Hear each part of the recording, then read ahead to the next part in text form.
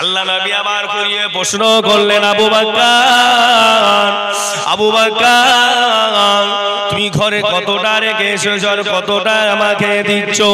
আবু বকর সিদ্দিক বলেছিলেন, ইয়া রাসূলুল্লাহ, ইয়া হাবিবাল্লাহ, আমি ঘরে কিছুই রাখতে পারি না, যা কিছু ছিল আমি আপনার কদমে কুরবানি করে দিলাম। আর তুই বল সুবহানাল্লাহ। আল্লাহর নবী ইমাম, আল্লাহ রাসূল যে জায়গায় আলোচনা করতেন আর সাহাবারা ছিল তার শ্রোতা। রাসূলুল্লাহর জবানের কথা সাহাবারা একটা সেকেন্ড ছাড়তো? কি জোরে বলো। আল্লাহর নবীর কথা সাহাবারা একটা কথা ছাড়তো? হ্যাঁ, একটা কথা ছাড়তো না। আল্লাহর নবী কথা বলছে, কথা বলতে বলতে বলতে বলতে বলতে বাবা খন্দকের যুদ্ধের জন্য কি আছে বাবা তৈরি? টাকা পয়সা ধন সম্পদ বিষয় আমার হাতে সব দিয়ে দাও। কি বলছেন? আল্লাহ রাসূল বলছেন খন্দকের যুদ্ধে সমস্ত সাহাবায়ে কেরামরা যে যার অর্থ যে যার সমর্থন সব দিয়ে দিলেন। কার হাতে? রাসূলুল্লাহর হাতে। জোরে হবে না সুবহানাল্লাহ। সব দিয়ে দিলেন যে যার। সবাই কিছু দিচ্ছে, কিছু রাখছে, কিছু দিচ্ছে, কিছু রাখছে, কিছু দিচ্ছে, কিছু রাখছে। অবশেষে খলিফা আবু বকর সিদ্দিক, তিনি আমার আবু বকর কোথায়? কে বলছে? আল্লাহর নবী বলছেন, আমার আবু বকর কি দান করবে? সবাই তো কম বেশি দিল, কিছু নিজের জন্য রাখলো, কিছু আত্মীয় স্বজনের জন্য রাখলো, কিছু সকলের জন্য, তার আত্মীয় স্বজন বিবি বাচ্চার জন্য কিছু সঞ্চয় করলো, কিছু রাখলো, আর কিছু আমাকে দিয়ে দিল। আর আমার আবু বকর কি দেয় দেখি। ওই সময় আবু বকর বলেছিলেন, ইয়া রাসূলুল্লাহ, বেবাল্লাহ, আমি কি দেব? আমার কিছু মনে সাজে না। ইয়া রাসূলুল্লাহ, হাবিবাল্লাহ, আমি চিন্তা করলাম, যেখানে আমি নবীকে পেলাম, যেখানে আমি রাসূলকে পেলাম, আমি আবু বকর আমার কিছু চাই না। আর তুই বল সুবহান, আর তুই বল সুবহানাল্লাহ। কি রাখবো যার জন্য সবকিছু পৃথিবী কুল কায়নাত জান্নাত জাহান্নাম, কথা ঠিক না ভুল?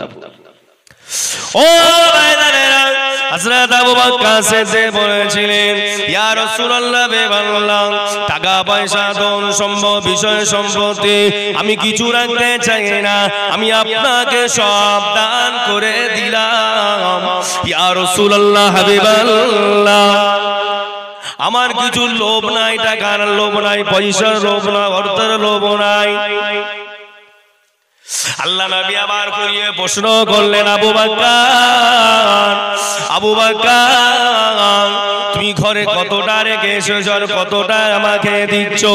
আবু বকর সিদ্দিক বলেছিলেন, ইয়া রাসূলুল্লাহ, ইয়া হাবিবাল্লাহ, আমি ঘরে কিছুই রাখতে পারি না, যা কিছু ছিল আমি আপনার কদমে কুরবানি করে দিলাম। আর তুই বল সুবহানাল্লাহ। আল্লাহ নবী আবু বকরকে প্রশ্ন করেছিল, আবু বকর, আবু বকর, তাহলে ঘরে কি রেখে এসেছ? আমি কিছু রাখতে পারি না, ঘরেতে এমন একটা মূল্যবান জিনিস রেখে এসেছি, এই মূল্যবান জিনিসটা পৃথিবীর সব থেকে শ্রেষ্ঠ। ঘরে কিছুই রাখতে পারিনি ইয়া রাসূলুল্লাহ, হাবিবাল্লাহ, বাড়িতে এমন একটা মূল্যবান জিনিস রেখে এসেছি, পৃথিবীর সব থেকে দামি জিনিস, শ্রেষ্ঠ জিনিস। সেই জিনিসটাকে জানেন? আপনি শুনলে অবাক হয়ে যাবেন। বলে কে? বলো বলো। সেই জিনিসটা হলো আল্লাহ, আল্লাহর রাসূল। আর একটু জোরে বলো। এর থেকে দামি জিনিস আর পৃথিবীতে আর কিছু আছে? মাশাআল্লাহ, আমার চেয়ে আপনারা অনেক পুরনো পাকা মুরব্বি। একটা হচ্ছে কাঁচা মুরব্বি আর একটা হচ্ছে পাকা মুরব্বি।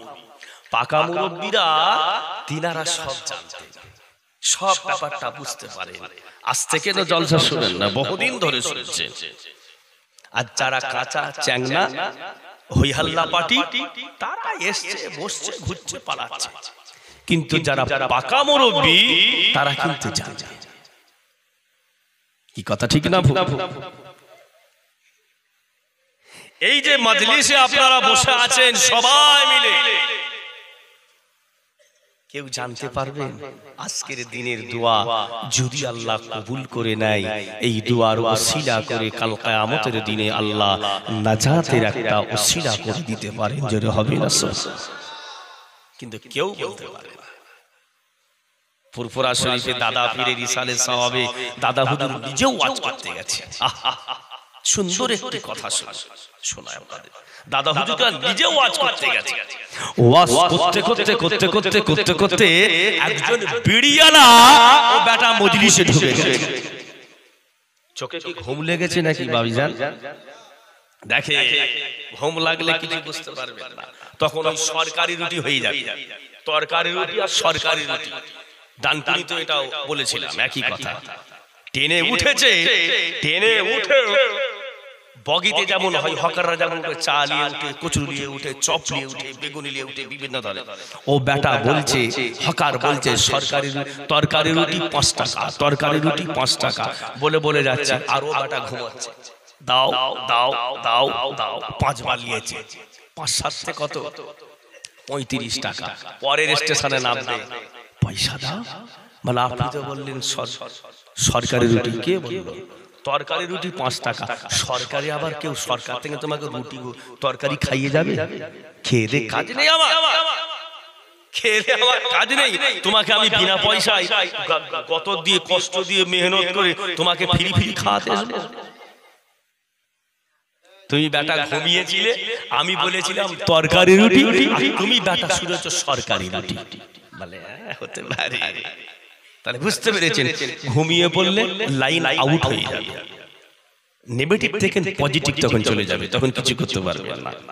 কি কথা ঠিক না বল? দাদা হুজুর কেবলা ওয়াজ করতে করছেন, মাহফিলে ওয়াজ করছেন, কত মানুষ। একটা কথা আমার মনে পড়ে, আগে জলসা হতো 20 বছর আগেকার কথা বলছি, 20 বছর আগেকার কথা। গুনা তো দুটো একটা হতো। ধরুন এই জলসাটা হতো খাজুরটি পয়লা মে, এটা একটা বাঁধা জলসা হুজুর কেবলা। কল্যাণপুর বুড়ো পীর সাহেবের আস্তানায় একটা জলসা হতো। আর একটা জলসা কোরিয়া ঈদগাহ আলমপাড়া। এই গুনাগুনতি 4-5টা জলসা কিছু কিছু হতো। আর এখন পাড়ায় পাড়ায় ঠেল খাচ্ছে। কি কথা ঠিক বলছেন না? মাল বেশি হলে তো ঠেলে মারবে। 4-5টা ঘর নিয়ে একটা জলসা করে দিল। জান্নাত পেয়ে যাবো বাবা, জলসাটা তৈরি করে দিল। এই পারে একটা, ওই পারে একটা, এই পারে একটা, ওই পারে একটা, মহব্বত ভালোবাসা কদর আর থাকবে। কল্যাণপুরে এই 4 তারিখে জলসা আছে, সামনে শনিবার, তাই তো নাকি? এই সামনে শনিবারে জলসা। আগে জলসা হতো তখন তো সব বড় বড় টেপ ছিল, ক্যাসেট আলা টেপ, মাথায় করে নিয়ে ছোট ছোট ভাইরা সব এখানকার মানুষ সব আরবে থাকতো, সৌদি থাকতো, ছোট ছোট ওয়াকম্যান সব কি বলে ওই নিয়ে পকেটে করে নিয়ে সব ছোট ক্যাসেট চলতো। ক্যাসেট 60 মিনিটে 90 মিনিটে ক্যাসেট চলতো, সে পকেটে করলে টেপ রেকর্ড করতো, তাই তো নাকি? এখন মোবাইলে সব চলছে। আগে মোবাইলে যখন ক্যামেরা ফ্যামেরা হতো, জলসা দেখতে পাওয়া যেত, তখন ক্যামেরা করতে হতো, তখন বেশি খরচা। এখন খরচা অল্প হয়ে গেছে, বিজ্ঞান অনেক উন্নত করছে আমাদের কাছে। এই কথা ঠিক না? আগে মানুষ পানির জাহাজে হজ করতে যেত, পানির জাহাজে, আর এখন এলিভেটরে চলে যাচ্ছে, 6.5 ঘন্টায় 7 ঘন্টায় জিদ্দাতে চলে যাচ্ছে। আগে মেজো হুজুর কেবলা যখন হজ পাকে গিয়েছিলেন, কতদিন? 6 মাস 7 মাস ধরে কলকাতা থেকে এয়ারপোর্ট থেকে যাচ্ছে আরব সাগরের উপর। দাদা হুজুর বলতেন, আমি আরব সাগরে ইলমের দরিয়াটাকে আমি ভাসিয়ে দিলাম। যে বলুন না সুবহানাল্লাহ। মেজো হুজুর কেবলা ছিল ইলমের দরিয়া, মুফতি আজম ছিলেন। কথা ঠিক না? দাদা হুজুর কেবলা 5টা ছেলে, 5টা আলো, 5টা রত্ন, 5টা ফুল, আর 5টা ফুলের গন্ধ কিন্তু আলাদা। যদি হবে না, গন্ধ কিন্তু এক নাই। গোলাপের গন্ধ আলাদা, বেলের গন্ধ আলাদা, যেদার ফুল আছে ফুলের সুগন্ধ যেদার আলাদা। দাদা হুজুরের 5টা আওলাদ, 5টা গন্ধের কিন্তু রূপ যেদার সব আলাদা।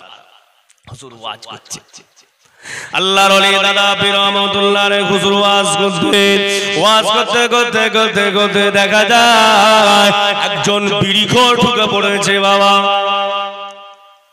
বিড়িখোর কিরকম? মজলিসে বিড়ি বিক্রি করছে, বিড়ি বিক্রি করছে। এই মজলিসটা হচ্ছে দুয়ার মজলিস, কার কখন কোন টাইমে কোন সময় কবুল হবে কেউ বলতে পারবে না। আল্লাহর নবী পর্যন্ত দোয়া করেছিলেন, আবু জেহেলের জন্য কবুল হয়েছে। আবু জেহেলের জন্য দোয়া করেছিল, আল্লাহ আমার চাচাকে আপনি ঈমানের কালেমা পড়ে আপনি মুসলমান করে দিন, আল্লাহ কবুল করেছিল। এদিকে আবু জেহেল আর এদিকে ওমর ফারুক, দুজনেই শক্তি আর দুজনেই ক্ষমতাশীল, তাকওয়াওয়ালা, ক্ষমতাওয়ালা, দুজনেই তেজি, আর দুজনেরই ব্রেন বিশাল, দুজনেরই ব্রেন বিশাল, ব্রেন ধরতেও পারে। যখন আল্লাহর নবীর দুশমন ছিল ওমর ফারুক, যখন দুশমন ছিল, নবীরকে দেখলো, ঈমানের কালেমা পড়লো, মুসাফার, ওটা বলছি না, আগের কথা বলছি। যখন দুশমন ছিল তখন ওমরের চেহারা ছিল আলাদা রণক, তখন ওমর ছিল মস্তান, ওমরের সামনে কেউ কথা বলতে পারবে না। কি কথা ঠিক বলছি না ভুল বলছি? আল্লাহ ওমরকে হিদায়াত করেছে এইভাবে, সামান্য একটু রক্তর জন্য। কি কথা ঠিক না ভুল? এই খুনের জন্য, খুন, রক্ত।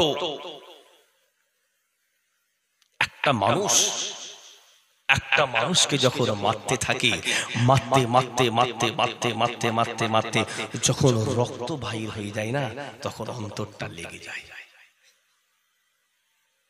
ওমরের বোন আর ওমরের বোনাই ওমরকে, তার ভিতরে আল্লাহ নবীর একজন মহব্বতের সাহাবা ছিল হযরতে খাব্বাব রাদিয়াল্লাহু তাআলা আনহু।